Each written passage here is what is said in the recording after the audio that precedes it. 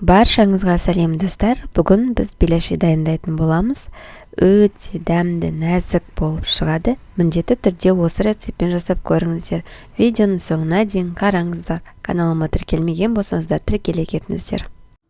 Жылы суымызға 1 қасық қант, 1 қасық тұзымызды қосып араластырамыз. Осы суға сүт қосамыз. Сүттің температурасы маңызды емес, бірақ суып кетпеуі қажет.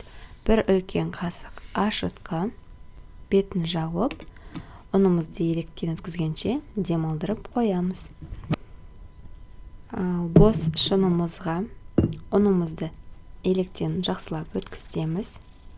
Ортасын ашып, ашытқа қосылған сұйықтығымызды қосып, күнбағыс майын қосып, қасықтың көмегімен бірінші араластырып аламыз.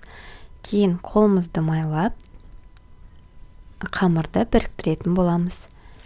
Жақсылап біріктіру үшін бір осылай елеп алып, қамырымызды демалдырамыз. Қамырымыз демалды, тағы 1-2 рет осылай елеп, немесе иілеп деп жатады кей жақта. Қамырымыздың бетін целлофанмен немесе пищевой пленкамен орап, жылы жерге қоятын боламыз.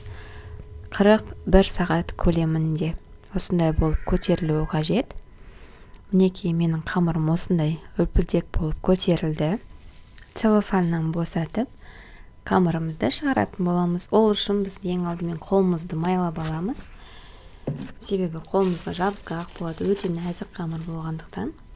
Қамырымызды қолымызды майлап босатып аламыз ыдысынан.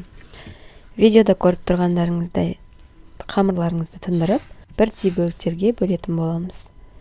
Және де бетін жауып, салмасын дайындағанша қоятын боламыз.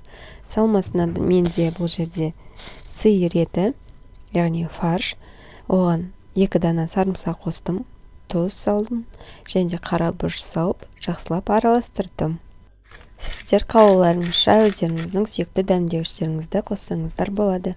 Сонымен менің салмам дайын. Ал ендігі кезек жаймамызда. Жаймамызды осылай қолымызбен жайып аламыз, дөңгелек қылдырып. Салмамызды салып, оны видеода көріп тұрғандарыңыздай етіп, ақырындап өретін боламыз. Яғни түйеміз, былайша айтқанда. Бір қолымызбен ұстап тұрып, екінші қолымызбен жалғайтын боламыз. Мінекей өте оңай жасалады. Төңкеріп қоятын боламыз. Және де айта кететін жайт, жаңағы майға салған кезде төмен жағымен бірінші пісіруіміз керек. Ал егерде сіз керісінше жасап қойсаңыз, майға салған кезде ашылып кетеді. Майымызды қыздырамыз. Майымыз қызды. Майымызға осылай біртіндеп салып пісіретін боламыз. 3-4 минут шамасында түсі осындай нақты піскенге дейін, яғни қоңырқай күйдіртіп алмаңыздар, бірақ сары қоңыр түстес болуы керек. Бір жағын соң 3-4 минут, бір жағын 3-4 минут көлемінде пісіретін боламыз. Мінекей біздің беляшымыз дайын болды. Видеода естігендеріңіздей өзі қытырлап, нәзік болып шықты. Дәмі өте ерекше. Міндетті түрде осы рецептпен жасап көріңіздер. Астарыңыз дәмді болсын. Сіздермен болған Мадина.